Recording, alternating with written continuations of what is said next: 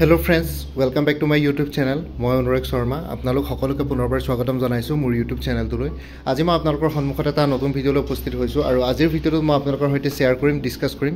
APSCৰ যোনবিলাক এসিস্ট্যান্ট ইঞ্জিনিয়াৰৰ পোষ্টসমূহৰ কাৰণে বিজ্ঞাপন ওলাই, এডভাৰটাইজমেন্ট ওলাই বা ৰিক্ৰুটমেন্ট নোটিফিকেশন ওলাই। তো সেইখিনি assistant engineer Assam public service কমিশনে জেনাৰেলি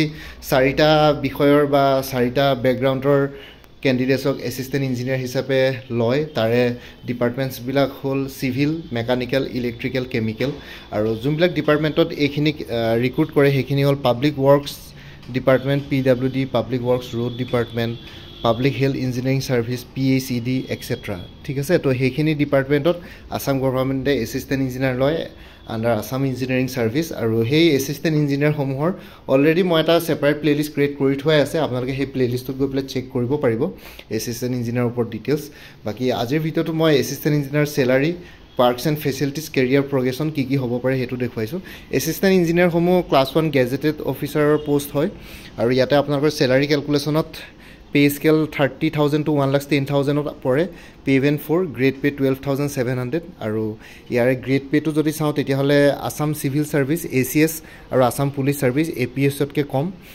তেওঁলোকৰ ACS আৰু APS খিনিৰ 13,300 বাকি 12,700 যোনটো এসিস্ট্যান্ট ইঞ্জিনিয়াৰ পে স্কেল দিয়া মানে গ্ৰেড পে দিয়া হৈছে পে স্কেলটো একেই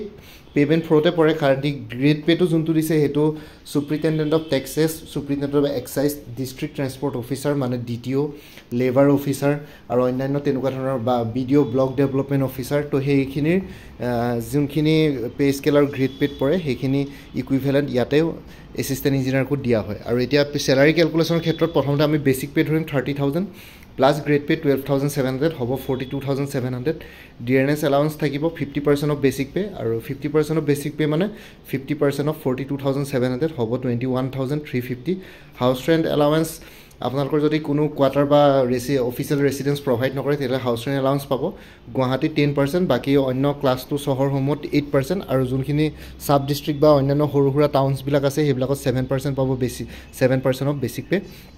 सो ইয়াতে হাউস ৰেন্ট এলাউন্স তো ক্যালকুলেট কৰতে আমি গুৱাহাটীত 10% তো ধৰি দিছো গুৱাহাটীৰ নিচিনা মেট্ৰোপলিস চহৰত যদি আপোনালোকৰ পোস্টিং হয় তাহলে 10% অফ বেসিক पे পাব মানে 10% of 42,700 equal to 4,270 medical allowance হ'ব 600 গ্রোস স্যালারি ক্যালকুলেট করতে হ'ব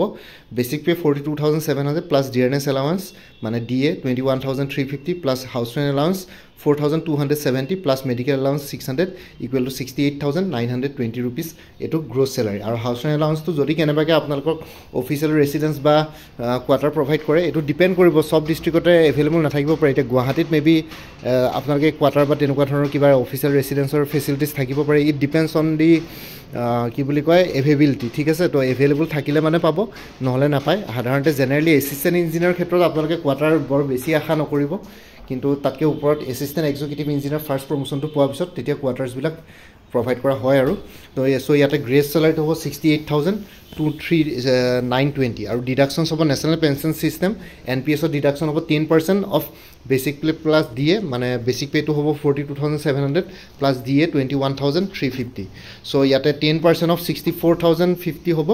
6,405 रुपीस আৰু গ্ৰুপ ইন্সুৰেন্স স্কিম 400 रुपीस এটা ডিডাক্ট কৰিব professional tax 208 total ডিডাকশনস 6,405 plus 400 rupees plus 208 equal to 7,013 7,013 টকা টোটাল ডিডাকশনস হ'ব প্ৰত্যেক মাহে। এটো মই স্টাৰ্টিং ইনহেন্স স্যালাৰি কথা কৈছো আপোনালোকৰ স্যালাৰি বাঢ়ি যাব ইনক্ৰিমেন্টটো হ'ব প্ৰত্যেক বছৰে বা বছৰটো দুবাৰ ইনক্ৰিমেন্টে লাগে। সো তেনেকে স্যালাৰি বিলাক বাঢ়ি যাব আৰু লগতে DA বিলাকো গভৰ্ণমেন্টে চেঞ্জেস কৰি থাকে। এটা 50% অফ বেসিক पे চলি আছে। সো তেনেকে আপোনালোকৰ স্যালাৰি বাঢ়ি গৈ থাকিব। ইয়াতে মই যে স্টাৰ্টিং ইনহেন্স স্যালাৰি এসিস্ট্যান্ট ইঞ্জিনিয়াৰ হিচাপে জয়েন কৰি কিমান পাব হেতু ক্যালকুলেট কৰি দেখাইছো। নেট ইনহেন্স স্যালাৰিটো হ'ব 68,920 মানে যোনটো আমি গ্ৰোস স্যালারি পাইছিলো minus total deduction 7,013 rupees equal to 61,907 rupees plus travelling allowance plus special pay. Travelling allowance तो याते इंक्लूड करा নাই कारण ट्रेवलिंग अलाउंस तो डिपार्टमेंट वाइज কেনেকুৱা কি দিয়ে সেইটো ডিপেণ্ড কৰিব আপোনালোকক কেনেকুৱা ধৰণৰ কিমান দূৰলৈকে ট্ৰেভেল কৰিব লাগে টাইম কিমান লাগিব ডিষ্টেঞ্চ কিবা লাগিব কিমান হ'ব চ' সেইখিনিৰ ওপৰত ডিপেণ্ড কৰিব সেইকাৰণে ট্ৰেভেলিং এলাউন্সটো মই ইয়াতে এক্সক্লুড কৰিছোঁ প্লাছ স্পেচিয়েল পে মানে আপোনালোকৰ যিকোনো ধৰণৰ কিবা যদি ডিউটিজ পৰে VIP ডিউটি VVIP ডিউটি বা ইলেকশ্যন ডিউটি জেনেৰেলি ইঞ্জিনিয়াৰ্ছখিনি তেনেকুৱা নপৰে কিন্তু হ'লেও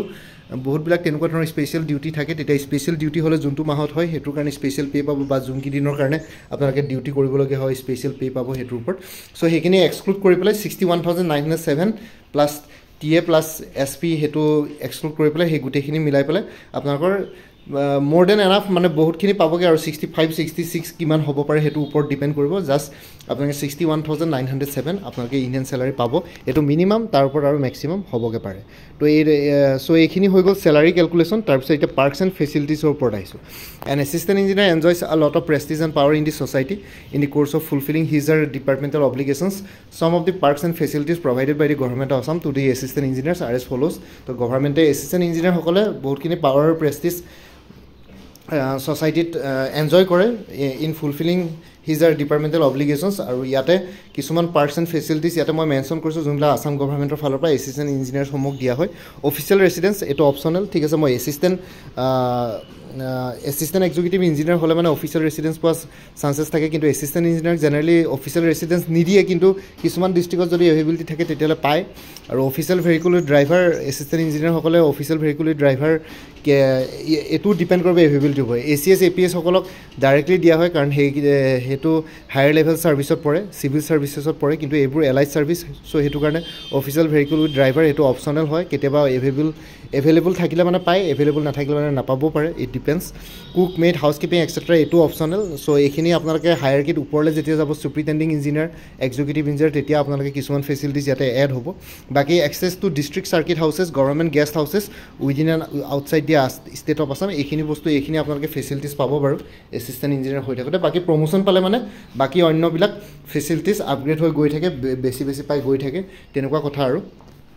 লাষ্টত গৈ পেলাই চিফ ইঞ্জিনিয়াৰ ৰেংকলৈ পায়গৈ এতিয়া কেৰিয়াৰ প্ৰগ্ৰেশ্যনলৈ আহিছোঁ কেৰিয়াৰ প্ৰগ্ৰেশ্যনটো কৰোঁতে আমি একদম তলৰ পৰা আৰম্ভ কৰিম আৰু ইয়াতে নোট এটা দিছোঁ an assistant engineer is a class 1 gazetted post under the Assam state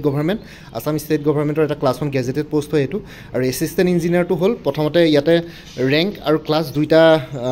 কি বুলি কয় কলম দিয়া আছে আপোনালোকে চাব পাৰে এছিষ্টেণ্ট ইঞ্জিনিয়াৰ ক্লাছ 1 জুনিয়ৰ গ্ৰেডত থাকিলে এছিষ্টেণ্ট ইঞ্জিনিয়াৰ হৈ থাকিব এটা প্ৰমোশ্যন পালে এছিষ্টেণ্ট এক্সিকিউটিভ ইঞ্জিনিয়াৰ হয় সেইটো ক্লাছ 1 গ্ৰেড 2ত পৰে তাৰপিছত এক্সিকিউটিভ ইঞ্জিনিয়াৰ হয়গৈ এক্সিকিউটিভ ইঞ্জিনিয়াৰ হ'লে ক্লাছ 1 গ্ৰেড 1 এক্সিকিউটিভ ইঞ্জিনিয়াৰ বহুতখিনি পাৱাৰ থাকে গভৰ্ণমেণ্ট ভেহিকুলৰ পৰা আদি কৰি গোটেইখিনি বস্তু একদম আৰামছে পাই যায় আৰু আপোনালোকে কি বুলি কয় যিমানখিনি দৰকাৰ পৰে সেইখিনি ছাফিচিয়েণ্ট পাই যায় লগতে উইথ কোৱাৰ্টাৰ সেইবোৰ ফেচিলিটিছ পায় যিমান থাকে এক্সিকিউটিভ ইঞ্জিনিয়াৰসমূহে আৰু লগতে এছিষ্টেণ্ট ইঞ্জিনিয়াৰ পৰা এছিষ্টেণ্ট এক্সিকিউটিভ ইঞ্জিনিয়াৰ হ'বৰ কাৰণে আপোনালোকৰ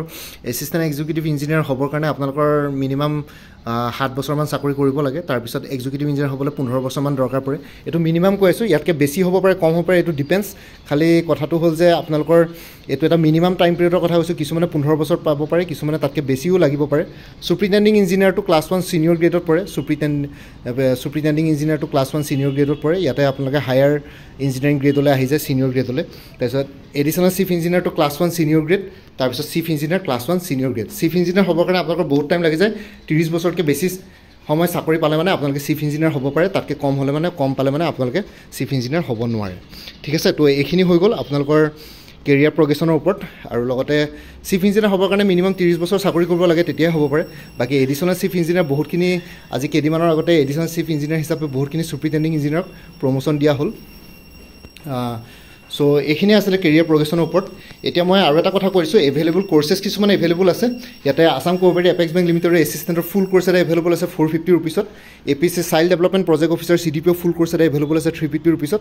আছাম ডায়েৰী ৰিক্ৰুইটমেণ্ট 2023 বা ADRE 2.0 ফুল কোৰ্চ এটা এভেইলেবল আছে 450 ৰুপিছত উমেন এণ্ড চাইল্ড ডেভেলপমেণ্টৰ ষ্টেটিষ্টিকেল এছিষ্টেণ্টৰ ফুল কোৰ্চ এটা এভেইলেবল আছে 400 ৰুপিছত আছাম পুলিচৰ ফুল কোৰ্চ এটা এভেইলেবল আছে 450ত APSC কম্পিউটাৰ অপাৰেটৰ ফুল কোৰ্চ এটা এভেইলেবল আছে 400ত APSC টুৰিজিম ডেভেলপমেণ্ট অফিচাৰ ফুল কোৰ্চ এটা এভেইলেবল আছে 450 APC মটৰ ভেহিকল ইনস্পেক্টৰ ফুল কোৰ্স এটা এভেইলেবল আছে 450 কোনবা যদি ইন্টাৰেষ্টেড ক্যান্ডিডেটস আছে মোৰ WhatsApp নাম্বাৰ এটো যোনটো দিয়া আছে 9706557851 এই WhatsApp নাম্বাৰটো মেছেজ কৰি জনাক আপোনালোকক কোনটো কোৰ্স লাগে কোৰ্সৰ ডিটেইলছটো মই আপোনালোকক প্ৰভাইড কৰিম গুটেইখিনি মাল্টিপল চইচ কুৱেশ্যনছত আছে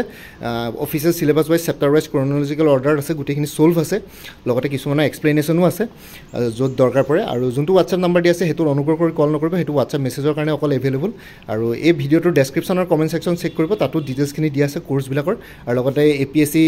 যোনখিনি এসিস্ট্যান্ট ইঞ্জিনিয়াৰ প্লেলিষ্ট এটা সেপাৰেট ক্ৰিয়েট কৰি থোৱা আছে সেই প্লেলিষ্টৰ লিংকটো এই ভিডিঅ'টোৰ ডেসক্ৰিপচনতে মই আপোনালোকৰ সৈতে শ্বেয়াৰ কৰিছোঁ আৰু লগতে মোৰ আৰু এটা চেনেল আছে অনুৰাগ শৰ্মা অসমাইকি বুলি সেই চেনেলটোৰ লিংকটো এই ভিডিঅ'টোৰ ডেসক্ৰিপচনতে শ্বেয়াৰ কৰিছোঁ আপোনালোকে হেতু চেনেল সাবস্ক্ৰাইব কৰিব পাৰিব সো ভৱিষ্যতলৈ এনেকুৱা ধৰণৰ কম্পিটিটিভ এক্সামছবিলাক দিয়াৰ ক্ষেত্ৰত আৰু এক্সট্ৰা গাইডেন্স পাই যায় বাকি কাক কোনটো কোৰ্স লাগে মোক এবাৰ WhatsAppত মেছেজ কৰি জনাম মই কোৰ্স ডিটেইলছটো দিম কোৰ্সৰ কন্টেন্টছ কি আছে আৰু লগতে পেমেন্টৰ লিংক দিম পেমেন্ট কৰাৰ লগে লগে আপোনালোকে WhatsAppতে গুটেইখিনি ষ্টাডি মেটেৰিয়েলছ PDF ফৰ্মেটত পাই যাব ইমিডিয়েট পাই যাব পেমেন্ট কৰাৰ লগে লগে একো প্ৰবলেম নহয় এই নাম্বাৰটোত আপোনালোকে মেছেজ কৰি জনালে হ'ল বাকি এই ভিডিঅ'টোৰ ডেসক্ৰিপচন আৰু কমেন্ট সেকশন চেক কৰক এক্সট্ৰা ইনফৰমেশ্যনৰ কাৰণে বাকি ইমানে আছিলে মোৰ ভিডিঅ'ছবোৰ চাই যদি ভাল পায় মোৰ চেনেলটো সাবস্ক্ৰাইব কৰি ল'ব আৰু লগতে আপোনালোকৰ যিমানখিনি ফেমিলি ফ্ৰেণ্ডছ ৰিলেটিভছ আৰু চিনাকি এক্সপিৰিয়েন্স আছে তেওঁলোকৰ লগত মোৰ চেনেলটো শ্বেয়াৰ কৰিব লগতে কমেন্ট সেকশনত জনাব কিবা যদি কুৱেশ্যন থাকে ডাউট থাকে মই নিশ্চয় আপোনালোকৰ কুৱেশ্যনছ আৰু ডাউটছবিলাকৰ ৰিপ্লাই দিবলৈ চেষ্টা কৰিম বাকি আজিৰ ভিডিঅ'টো ইমানতে সমাপ্ত কৰি আপোনালোক সকলোৰে পৰা বিদায় ললোঁ কাইলৈ পুনৰ এটা নতুন ভিডিঅ'লৈ আপোনালোকৰ সন্মুখত উপস্থিত হ'ম তেতিয়ালৈকে ভালকৈ প্ৰিপাৰেশ্যন কৰি থাকক সকলোৱে অল দি বেষ্ট থাকিলে bye take care friends Bharat মাতা কি জয় জয় আই অসম